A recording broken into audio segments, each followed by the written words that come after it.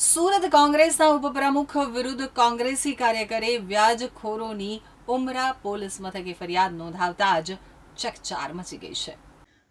સુરતના ઉમરા પોલીસ મથકમાં કોંગ્રેસી કાર્યકર દીપ નાયકે ફરિયાદ નોંધાવી હતી અને આક્ષેપ કર્યો હતો કે કોંગ્રેસના ઉપપ્રમુખ ઋષિન રાયકા ગેરકાયદેસર રીતે વ્યાજખોરીનો ધંધો કરે છે.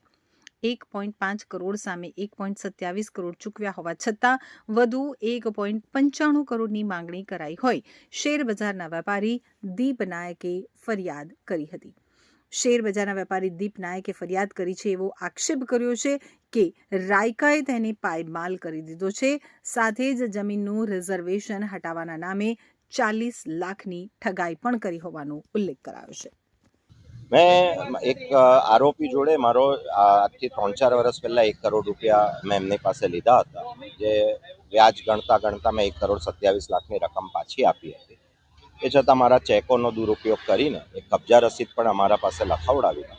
એમણે મને મારી પાસે બીજા 1,95,00,000 અને 80-90 લાખની પ્રોપર્ટી લેવાનો પ્રયત્ન કરે. તે બાબતે મેં ઉમરા પોલીસ સ્ટેશનમાં મારી અરજી આપી હતી અને હું સુરત પોલીસ કમિશનર સાહેબનો આભાર માનું છું કે એમણે મારી ફરિયાદ હકીકત જાણી. એમનું નામ ઋષિન રાયકા છે.